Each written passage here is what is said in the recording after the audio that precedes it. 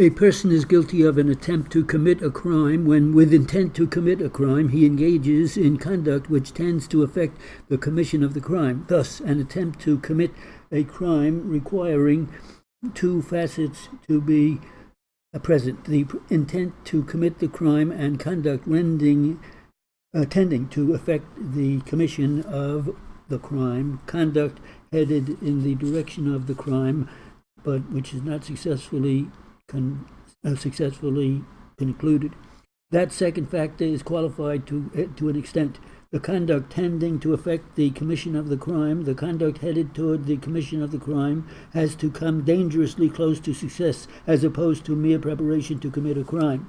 For example, if a man planned to rob a bank and went in and pointed a gun at the teller and said, "Hand the money over," and was scared off before he could complete the bank robbery, arguably that qualified as an attempt to commit bank robbery because it came very close to success, whereby, in contrast, if the man the night before at home cleaned and loaded the weapon he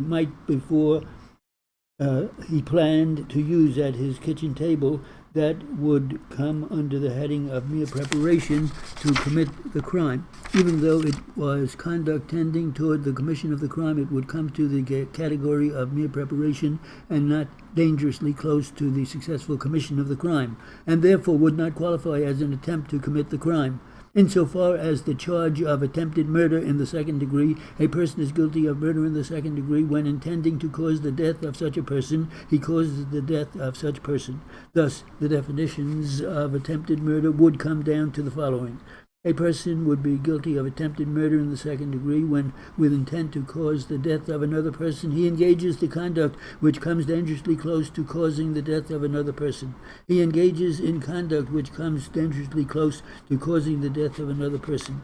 The crime, as defined, may be broken down into three elements, each of which the prosecution must prove beyond a reasonable doubt, along with the accuracy of the identification beyond a reasonable doubt before conviction is authorized. The first requires proof that on or about March 28, 2000, in Kings County, the defendant fired a handgun, fired shots at Lamont Trump. Second, that he did so with the intent to kill Trump. And third, that his conduct came dangerously close to causing the death of Dave Trump. Now, insofar as the second element requiring proof that the defendant intended to cause the death of David Trump, a person acts intentionally with respect to a result described to a statute defining intent when his conscious objective is to cause such result, when his conscious objective is to cause the death in this context. Sometimes intent is expressed in words, and other times intent must be spelled out and deduced from the circumstances. Intent is a mental operation not visible to the human eye. It is the operation of the mind whereby a person has the conscious objective to cause the result with which he is charged. Where intent is not expressed in words, it may be ascertained from conduct or by a combination of conduct and speech. Generally, a person's actions and outward manifestations reveal an expression of the mind. It is not always by words alone that a person expresses his intentions. Sometimes actions speak louder than words.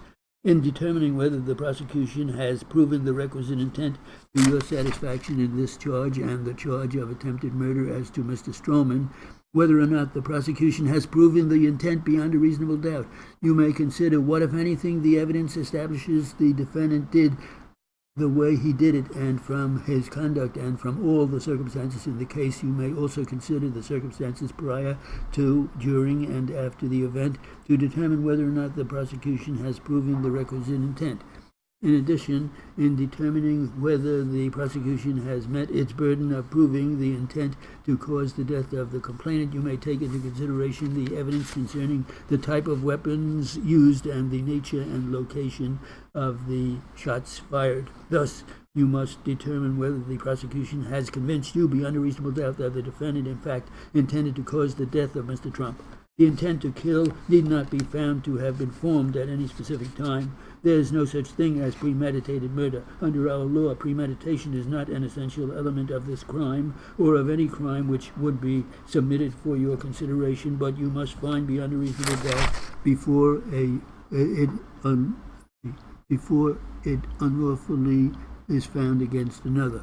According to the law, a person possesses a weapon with intent to use the same unlawfully against another when his conscious aim and objective is to use such weapon to engage in conduct which is forbidden by law. This charge, of course, relates to the handgun, according to the evidence which was employed to fire the shots in the direction of Lamont Trump, and which was said to have an ejector, and the shells which were received in evidence, or some of them.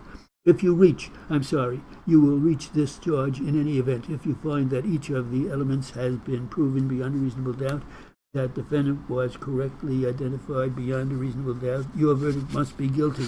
If you have a reasonable doubt that the defendant was correctly identified, or as to any element, your verdict as to this charge must be not guilty. It's okay, but you were soft. I couldn't hear you something. Oh, okay.